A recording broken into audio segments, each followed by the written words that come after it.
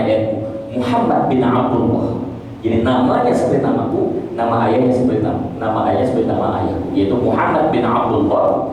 Beliau sendiri ketika diangkat menjadi pemimpin dunia, dia tidak pernah menyadari dan tidak pernah membayangkan dirinya itu akan dipilih sebagai Imam Mahdi. Jadi maaf Pak, kalau ada desas-desus, isu-isu, berita-berita, ada Imam Mahdi di tempat ini, justru itu harus kita curigai. Apalagi sampai mengklaim dirinya, aku ini Imam Mahdi, justru ini persoalan, itu adalah penipu bohong besar. Karena yang namanya Imam Mahdi pun dia tidak mau ditunjuk sebagai Imam Mahdi, kecuali dipaksa oleh umat Islam, para ulama saat itu baru dia mau menerima amanah itu, karena beratnya luar biasa. Jadi ada Imam Mahdi. Yang ketiga, mungkin saya akan terusin sampai 15, 3 ayat cukup ya. Turunnya Nabi Isa alaihissalam. Kita tahu di dalam Al-Quran dan kita yakin di dalam konsep Islam, Nabi Isa itu tidak disalib. Yang disalib adalah manusia yang diserupai seperti Nabi Isa. Nabi Isa itu diangkat oleh Allah. Nanti ada saatnya dia akan diturunkan lagi, dibangkitkan lagi pada saat nanti persiapan menuju akhir zaman atau kiamat sughra. Nabi Isa punya tugas adalah nanti akan membasmi Dajjal. Beliau pada saat berada di Masjidil Haram, sholat berjamaah, beliau bermakmum kepada imam yang namanya Imam Mahdi. Ini adalah kiamat sughra. Ini kalau mau dibahas lagi memang panjang waktunya, tetapi saya ingin langsung mengantarkan ke tengah-tengah nih Pak. Antara kiamat sughra, kiamat kubra itu nanti ada akhir zaman. Nah, akhir zaman ini adalah masa-masa keemasan Islam, masa-masa kejayaan Islam. Kalau hari ini kita pesimis, merasa kecil hati, merasa berputus asa, apa iya umat Islam akan kembali bangkit? Mungkin kalau lihat fenomena hari ini Pak, terus terang di berbagai tempat umat Islam mengalami penindasan, kezaliman luar biasa, termasuk apa yang kita saksikan hari ini di Gaza. Tapi ketahuilah Pak, kalau kita bahas dari tanda-tanda kebangkitan Islam ini, hampir sebagian besar tanda itu sudah kelihatan dan muncul. Inilah yang membuat kita selalu yakin dan optimis akan kebangkitan Islam. Itu kedudukan antara kiamat sughra, kiamat kubra, dan akhir zaman ya Pak ya. Yang kedua, seberapakah keyakinan yang harus dibangun oleh kita akan kemenangan dan kejayaan Islam ini? Mari kita lihat secara dalil akli dan dalil nakli. Kita lihat di dalam Al-Quran itu ada 3 surat yang khusus menjelaskan masalah ini. Nomor 1 di surat At-Taubah ayat 33. A'udzubillahi minasyaitonir rajim. Bismillahirrahmanirrahim. Walladzi arsala rasulahu bil huda wa dinil haq liyuzhirahu 'ala ad-dini kulli walau karihal musyrikun. Di dalam surat At-Taubah ayat 33 Allah berfirman, dialah Allah yang telah mengutus rasulnya dengan membawa Islam. Yang ini Islam yang kita anut ini. Liyuzhirahu, agar Islam dimenangkan atas segala agama yang ada, walau karihal musyrikun, walaupun orang musyrik tidak suka.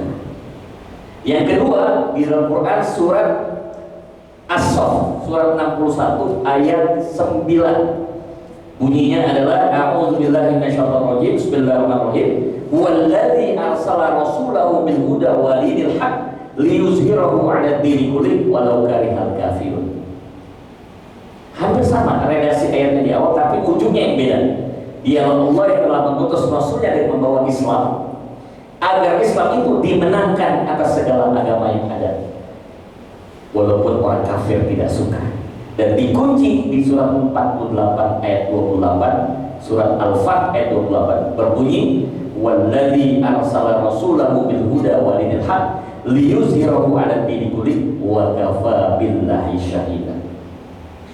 Kalau kita masih ragu lagi apakah benar Islam itu akan bangkit dan jaya, Allah jadi taruhannya. Cukuplah Allah jadi saksi. Bapak Ibu, kalau Allah sudah jadi saksi akan kemenangan Islam, kepada siapa lagi kita meragukan?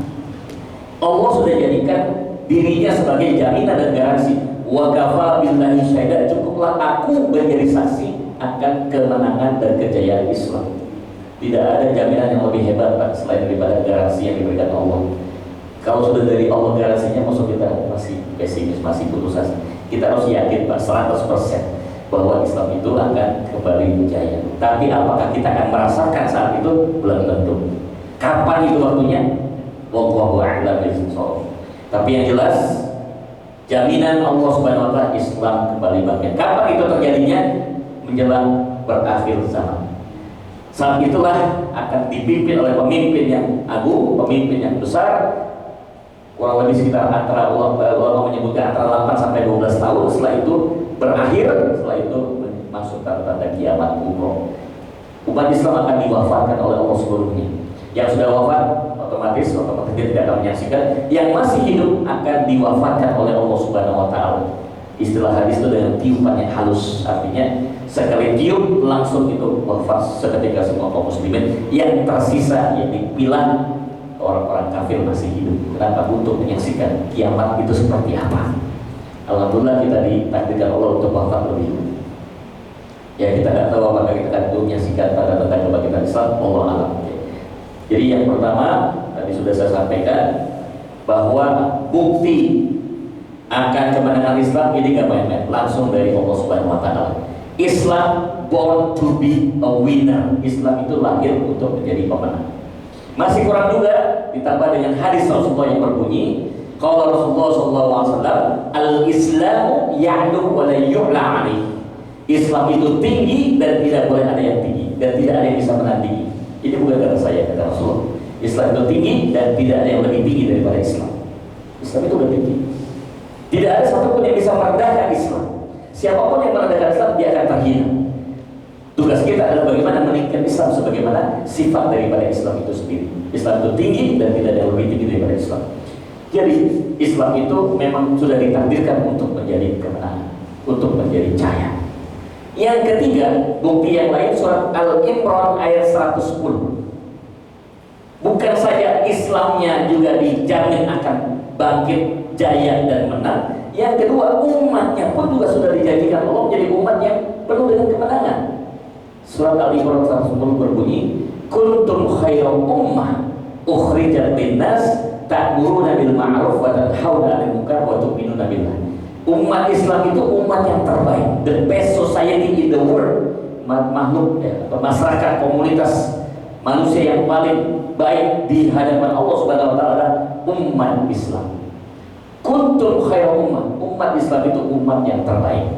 Kenapa? Ta'muruna bil ma'ruf wa tanhauna 'anil munkar wa tu'minuna billah. Dengan syarat amar ma'ruf nahi munkar, dan yang kedua senantiasa beriman kepada Allah. Selama umat Islam masih mengusung amar ma'ruf nahi munkar, berdakwah, memerintahkan yang baik, mencegah dari berbuat yang munkar, beriman kepada Allah, selama itu pula kita menjadi umat yang terbaik dan akan menjadi umat yang dimenangkan oleh Allah Subhanahu wa taala.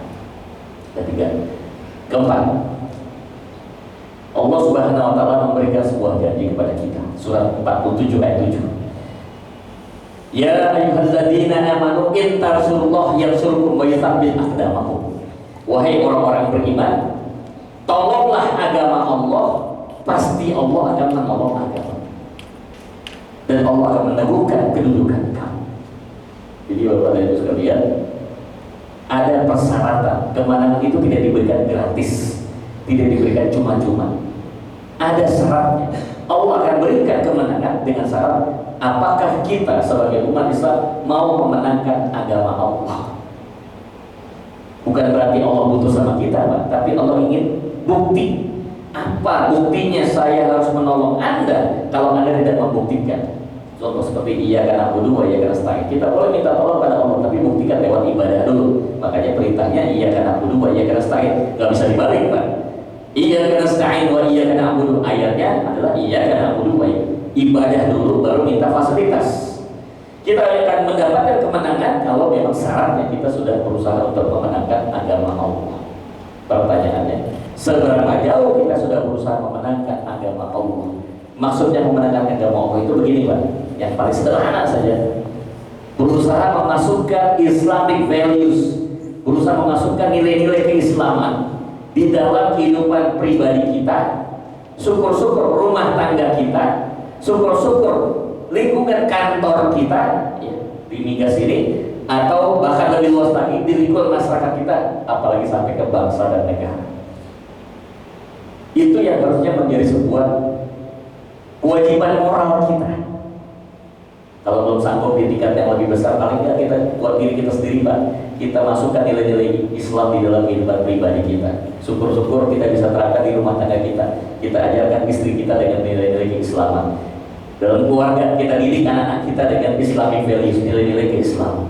Begitupun masyarakat, apalagi sampai ke tingkat bangsa. Saya percaya dan yakin di bangsa Indonesia kita cinta ini akan bisa terwujud Islamic values ini manakala keluarga-keluarga Muslim yang ada di NKRI ini semua sama-sama kompak untuk mewujudkan Islamic values di dalam kehidupan mereka masing-masing, keluarga masing-masing. Itu modal dasar, karena unit terkecil pemerintahan itu kan keluarga. Kalau keluarga rumah tangganya udah jebol, ya otomatis bangsanya itu juga akan mengalami kehancuran dan kerusakan.